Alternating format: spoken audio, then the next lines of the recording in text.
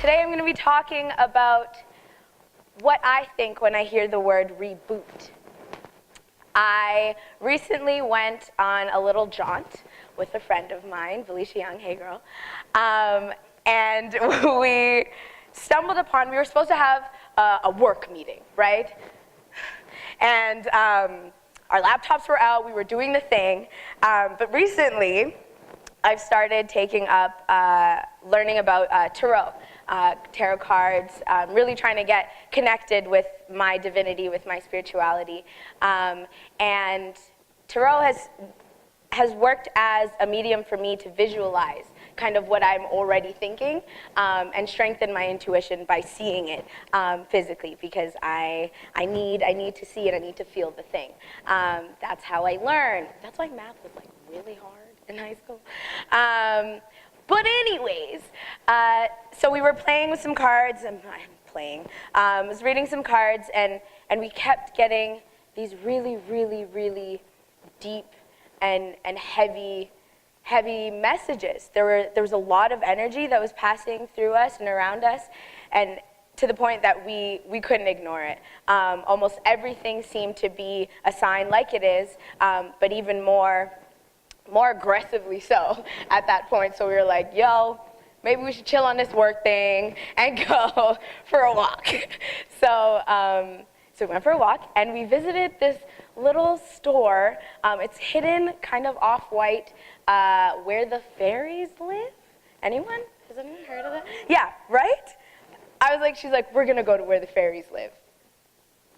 I was like, okay, yeah.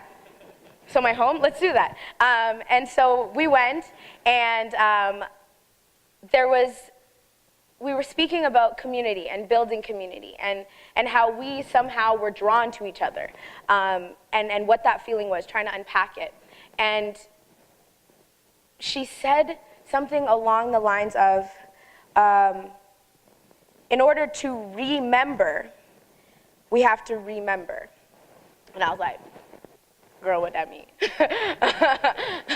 I'm deep, but like, and so, but she spoke of kind of how, and what I took from it was the literal trash can that was 2016, kind of how it felt like a dismemberment. Everything was being ripped from you somehow, or these forces that kept making things happen without you kind of being involved or having control. I felt really powerless in 2016. I felt like a lot of the stories I was being told, a lot of the truths that were being uprooted that I knew in my gut were now just being thrown in my face. And so that did feel like a bit of a dismemberment. And so when we were thinking about the different steps that it takes to truly build family, to truly build community, I kind of thought about it. I had to dissect it into three parts, with all their little categories within it. But remembering, so remembering in the true sense of that word, remembering where we've been, remembering where we've come from, remembering our history, remembering what it has taken for us to foster the beliefs that we have and to foster the behaviors that we have. How did we get here? I think was an overwhelming question at December 2016. Like, what? Even though a lot of us knew that those realities were there and were festering, but the rug was just kind of ripped right from under us. And so I believe that everything is a blessing in disguise, a lesson that we can truly pull the good and the beauty out of anything. If we look hard enough. And so in our remembering, I do a lot of work now, thanks to the City and Edmonton Poetry Festival, and this Youth Poet Laureate position with youth in schools, in English classes, creative writing classes. And a lot of the conversations that I'm trying to have now with these younger folks is how did we get here? You may be only 15 years old or 14 years old or 12, but you've lived, you've seen some stuff. let's talk about it. And let's talk about why the things that have happened to you have created the feelings in you that you have about a certain people, or about an idea, or about a religion, or a color, or a type of music. How did we get here? And so I know that in that work, we find some really, really ugly, ugly, ugly things. We find that a lot of our perfect nature has been violated, that these systems and structures that have been imposed on us, we didn't really all too much ask for, but somehow, because of where we've grown up and evolution, and that this is how we've gotten here. So being able to accept that and not judge it, and understand it fully, learn the system to move the system and screw the system, but it's knowing first, right? Acknowledgement is the first step to change and to healing, right? And then so we go on to the remembering. So the healing process, the pulling back and the reclaiming of all the things that we had held dear, but were now taken from us in order for them to change. So the thing has been molded and changed, and we know that there's an ugly thing in there, and that we don't identify it, and we don't identify with it, and we don't believe it. So now, how do we heal it? How do we get it out? And how do we find the truth in it, or find the truth elsewhere and replace that? And I think that's where the conversations come in. That's where the conversations with people that you wouldn't really all too much want to have conversations with start. You know, I've been trying to have more conversations and put myself in places that make me feel uncomfortable, not unsafe, but uncomfortable, so that I can stretch and I can move and I can mold myself into truly what I want to be. And so having conversation, figuring out where those ugly things are so that we can heal them, and seeking out like-minded individuals who are working and who want to heal and who want to change. Because change is uncomfortable, but it's kind of inevitable at this point. And I think you know, Spirit's not subtle. God is not subtle. Whatever source you believe in has not been subtle over the last year. And so it's up to us to decide which side of history we want to be on, which side of change and humanity we want to be on, and which side of love we want to be on, right? Because holding hatred for no reason, like that it manifests in your body. You know, it makes you sick, literally. And we don't have time for that anymore, because there's just as much darkness as there's also been incredible bursts of light that have been coming through.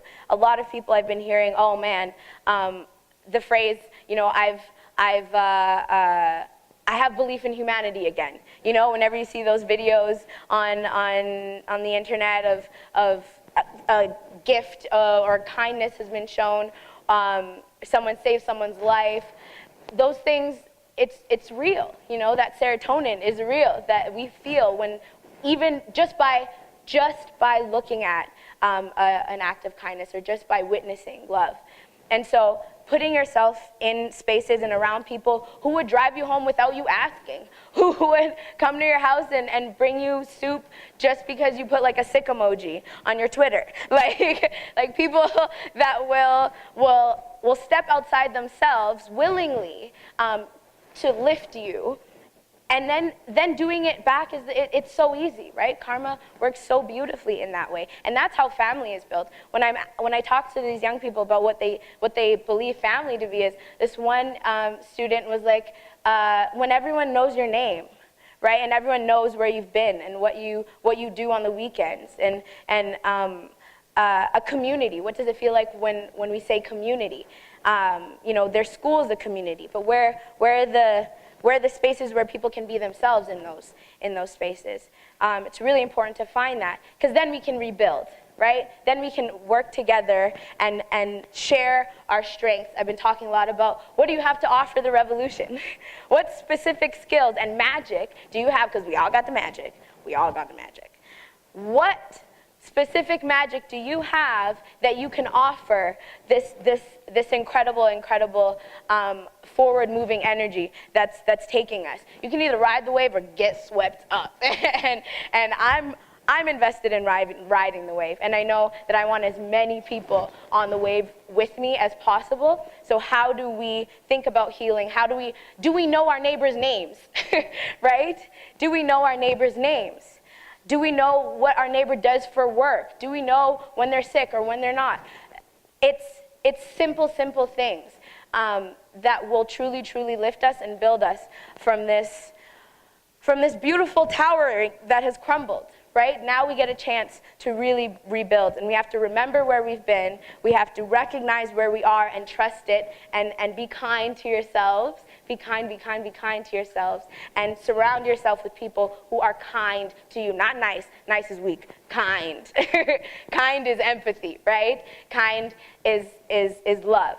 And then what do you have to offer? Action. Activism is active. It does things. When I hear the word inspire, I've been talking to people about what that means. Does it inspire you for like that 30 seconds? Or does it inspire you to take charge of your life, to manifest what you want, to be the alchemist of your own realities? Because we all got it. And I'm not special, right? I got like some sparkly clothes that help me feel that way, but like come through. I can get you some too. Like we can all look this good, okay? I love y'all. Please be good to yourselves. You're magic. I believe in you. Let's go.